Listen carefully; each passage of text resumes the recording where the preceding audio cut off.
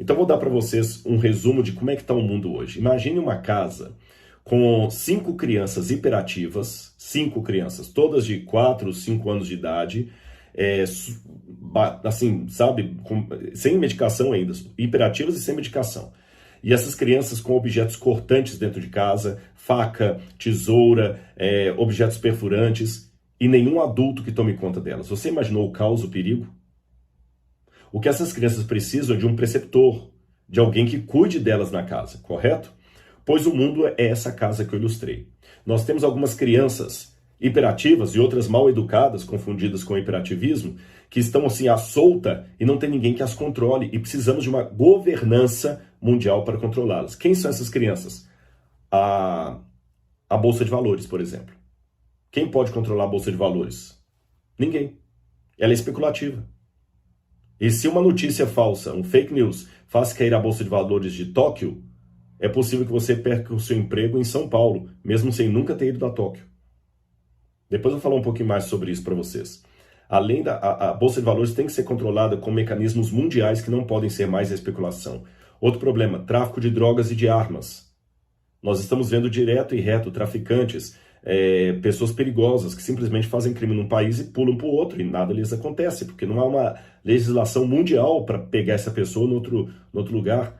Agora, recentemente, um mafioso perigoso da Itália foi descoberto no Brasil, mas se o Brasil não quiser soltar, não solta. Não libera, não vai fazer a extradição do sujeito, é muito complicado. Outro problema, a questão ecológica. Por mais que eu, como brasileiro, diga a Amazônia é nossa, eu tenho que, como cidadão do mundo, admitir que se eu não controlar a queima da Amazônia, o mundo inteiro vai perecer. Se os Estados Unidos não controlarem a emissão de gases poluentes, o mundo inteiro vai apanhar. Então, na verdade, ninguém pode falar assim, o país é meu, não tem nada a ver com isso. Quem controla isso é outra criança solta. A internet, gente. Quem controla a internet? Eu posso colocar da internet um cachorro dando gargalhada ou uma receita de como preparar uma bomba caseira que está sendo vista por adolescentes do mundo inteiro. E não adianta o YouTube colocar censura, ou o Instagram, ou o Google, porque vaza. Você sabe da Deep Web que está aí. Quem controla a Deep Web? Quem controla isso sem contar os terroristas que podem colocar vírus de computador na rede e apagar tudo. O mundo está realmente numa situação de muito perigo. Vocês não têm noção. Isso aqui não é teoria da conspiração, isso aqui é sério. O mundo está numa iminência de risco muito grande. Olha, para vocês terem uma noção, vamos falar da questão ecológica. Se Jesus não voltar, ele não vai ter mundo para pegar daqui a pouco. Isso nunca houve na história da humanidade, isso é agora. O primeiro tratado sobre poluição que saiu foi nos anos 1930 por Rachel Carson, que escreveu A Primavera Dourada. Antes de Rachel Carson, você não tinha nenhum governo do mundo falando sobre poluição. E hoje, a poluição, o problema nuclear, nós ainda não estamos isentos de uma guerra nuclear. É tudo muito perigoso. E você sabe daquele relógio que foi colocado lá na Times Square, lá em Nova York, na Union Square, na Union Square, lá em Nova York, que é o relógio do fim do mundo. Esse relógio foi projetado por vários cientistas que estão fazendo um alerta. E olha que interessante, eu li recentemente que esse relógio deixou de mostrar as horas na contagem normal, porque antes ele eram ponteiros, e passou a informar o tempo restante que o mundo tem para agir contra a crise climática. Aí, o visor, no sábado, dia 19, mostrou que faltam 7 anos, 103 dias e 15 horas, 40 minutos e 7 segundos.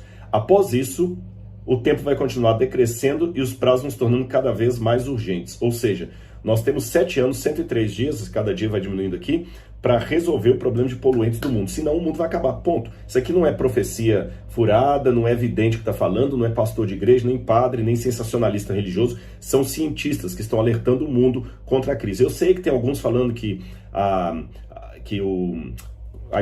estufa global, que isso é mito, que não tem nenhum problema, isso é mentira, mas há muitos cientistas sérios falando, gente, o mundo não vai aguentar, a poluição está aí. Então nem precisa ler a Bíblia, se olhar só registros de artigos indexados de cientistas sérios, eu sei que o mundo não vai se estender por mais 30, 40, 50 anos, isso é óbvio, eu não preciso de uma linha profética para afirmar isso. A menos que alguma coisa aconteça nesse meio tempo, Falar de 20 anos para o mundo é dar ainda uma folga muito grande, porque o próprio relógio do Apocalipse aqui, colocado lá em Nova York, fala de 7 anos. Sobre a questão econômica. Eu até com os livros aqui que vocês podem ler, hoje tudo é muito fácil, você pode comprar isso pelo Amazon e pode ler isso aqui pelo e-book. Você tem aqui o Grande Reset, esse aqui é de Richard Florida.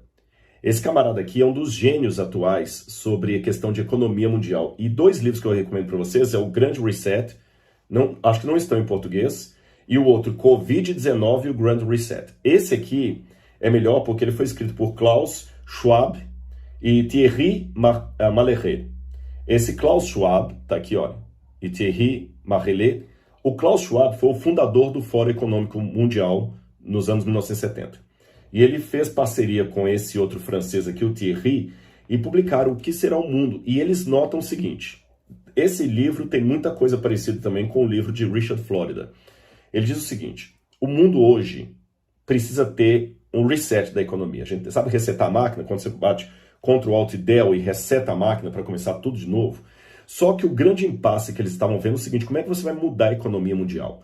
Porque a economia atrelada a papel moeda, ela não funciona mais. Ela não funciona mais, não dá conta.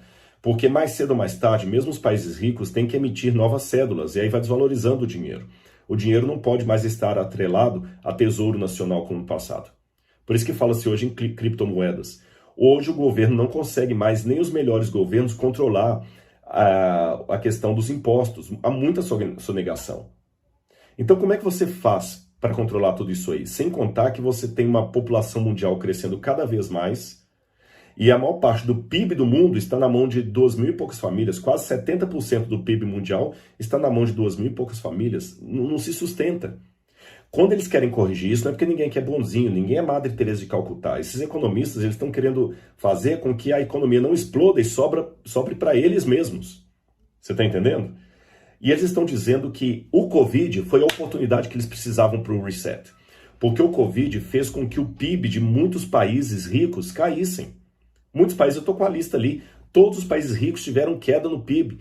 Houve uma melhora em 2020, o Brasil, por exemplo, melhorou, há uma projeção de PIB positivo, mas no âmbito mundial, o PIB caiu. E as pessoas não estão mais dando conta dessa realidade. E eles acham que a situação do Covid é o que vai ajudar a corrigir o mundo. A corrigir como? Eles fazem as previsões ali, através de tecnologias que vão substituir muitos empregados, através da internet, que vai facilitar o controle das pessoas. Só que isso aí vai gerar desemprego. Porque, por exemplo, se você coloca, vamos supor que funciona o carro, e você sabe que o 5G já permite isso aí. Os carros não precisam mais de motorista. O que eu vou fazer com o Uber? O que eu vou fazer com aquele que faz um trabalho dirigindo? Ele vai ser desempregado.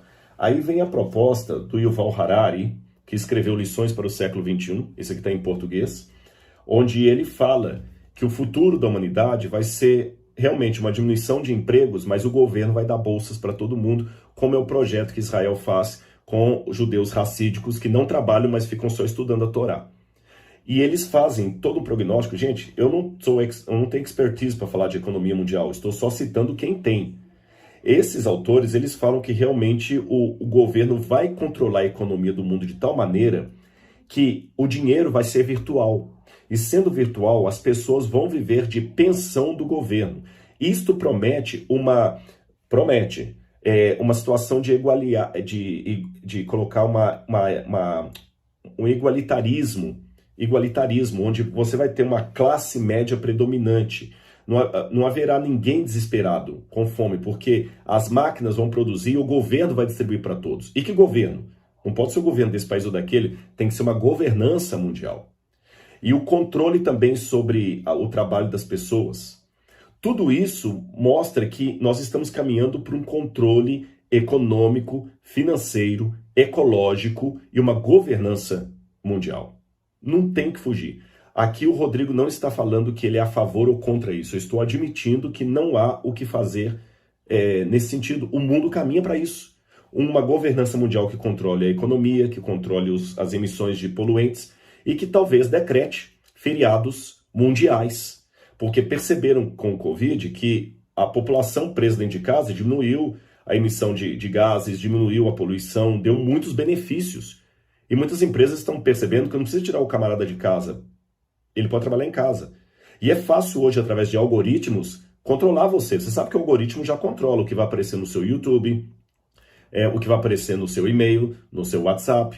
Até não só controla, mas direciona, prevê a sua decisão e direciona a sua decisão. Ou seja, nós estamos nas mãos desse futuro governo ou governança mundial. Essas coisas se encaixam muito com o Apocalipse. Então, pessoal, eu não preciso ficar naquele sensacionalismo, como alguns que tudo agora é o anticristo. Teve gente que não queria fazer aquela, sabe quando você vai com aquele negocinho na testa ou aqui no braço para verificar a sua pressão quando você entra no shopping center? Tem gente que se recusava porque achava que aquilo era a marca da besta, na testa ou na mão. Acho que é ridículo, não precisamos ir por aí. Eu não preciso de teoria da conspiração nem sensacionalismo para pregar a volta de Jesus. Mas eu também não posso ficar, como se diz, acomodado, achando que nada está acontecendo. Ou seja, não sou eu, são autores seculares, como os que eu citei aqui, que estão apresentando um quadro de mundo futuro para os próximos anos muito semelhante àquele quadro que a Bíblia apresenta que será o governo último do anticristo. Minha sugestão final para você. Em primeiro lugar, analise os sinais dos tempos. Com cautela, oração e estudo da palavra de Deus. Segundo, evite por um lado o extremo do sensacionalismo, das teorias da conspiração, mas por outro lado também o extremo do comodismo, de achar que o Senhor nunca voltará, que nada demais está acontecendo. Terceiro, perceba que agora nós estamos vendo coisas que sempre ocorreram ao longo do mundo, governos tentando dominar o povo, leis tirando a liberdade, organizando, mas pela primeira vez na história estamos vendo isso em escala literalmente mundial. Não é Roma tentando aumentar o poder dela, não é a China tentando, na época de Mao Tse Tung, implantar ali a revolução cultural. Não, estou falando de um movimento realmente mundial. Quarto, o que eu devo ou não devo fazer? Devo tomar vacina ou não devo tomar vacina? Eu acho que é o seguinte, a dica que o próprio Apocalipse dá. Enquanto esse governo mundial estiver fazendo coisas que não são contra a Bíblia, o meu papel como bom cidadão é obedecer. Foi o que Pedro falou. Nós devemos honrar as autoridades constituídas. Se essa governança mundial se instalar amanhã, eu não vou ser desesperado, desobedecendo em tudo. Não. Enquanto eles não fizerem ou ordenarem nada que afete a minha fé, eu vou ser um bom cidadão. Mas preste atenção. A partir do momento que essa governança mundial começar a apresentar algum decreto que vá contra alguns dos mandamentos que estão no decálogo, aí eu vou te chamar a atenção, meu amigo, abra o olho. Aí é a hora de fazermos aquela desobediência civil consciente, tá bom? Não queimando pneu em público, pegando em armas e lutando contra o governo, mas quem sabe aceitando a perseguição que se abaterá sobre o verdadeiro povo de Deus nos últimos tempos. E por fim, como eu falei, nós estamos realmente, comparando ao Egito, na iminência de sair desse mundo. Todas as profecias estão indicando. Moisés, entre aspas, está aí. As pragas de Faraó, entre aspas, estão aí. Ou seja, o cenário está aí. Mas pode ser que nós ainda tenhamos que penar 40 anos no deserto antes que Jesus volte por nossa própria culpa. Eu espero que dessa vez ele possa tirar o povo do Egito e tirar o deserto do caminho. Que Deus abençoe você, estude as profecias e saiba, estamos vivendo realmente aqueles tempos que podem ser o cumprimento de Apocalipse capítulo 13 e 17.